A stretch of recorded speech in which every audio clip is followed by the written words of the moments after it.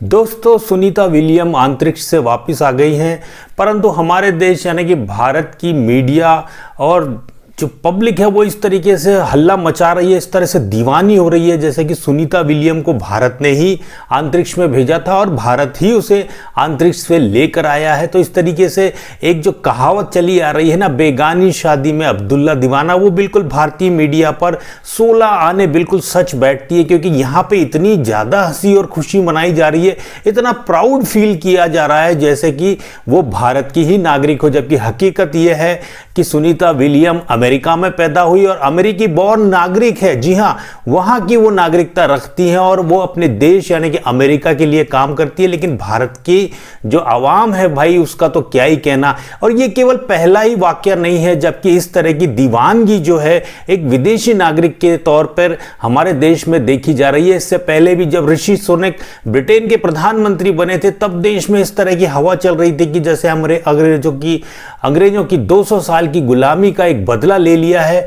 और आज भारतीय मूल का जो व्यक्ति है वो वहां का शासन संभाल रहा है। तो इस तरीके की जो दीवानगी है उसकी कोई हद ही इंडिया में नहीं है। और एक पुराना उदाहरण अगर आपको ध्यान हो तो कमला हैरिस जब अमेरिका के वाइस प्रेसिडेंट का इलेक्शन लड़ रही थी, तो भाई भारत में दीवानगी बिल्कुल चरम स्तर पर पहुंच गई थी। तब बिल्कुल उनके गांव का कोई कनेक्शन ढूंढकर वहां पर यज्ञ किए जा रहे थे, हवन किए जा रहे थे, जैसे कि वो अमेरिका का चुनाव न लड़ रही है बल्कि भारत में चुनाव लड़ रही है। तो हमारे देश की दीवानगी का भाई क्या ही कहना। वहीं अमेरिका की जो वाइस प्रेसिडेंट है जेडी वेंस, उनकी पत्नी उषा वेंस का भी भारत का कनेक्शन ढूंढकर उसकी भी बड़ी खुशियां मनाई जा रही है। तो भाई देश में पता नहीं क्या हालात होते जा रहे हैं कि हमारे देश में खुद के नागरिकों, खुद के गर्व करने वाले व्यक्तित्व को ढूंढने की जगह, उनको बनाने की जगह विदेशों में जो कर्मकांड हो रहे हैं, विदेशों में जो कहीं ना कहीं जो हमारे देश के छोटे मोटे थोड़े बहुत जो कनेक्शन मिल रहे हैं, जिन भारतीयों ने अचीवमेंट हासिल किए, हम भाई उनकी खुशियां मना के ही खुश हो रहे हैं।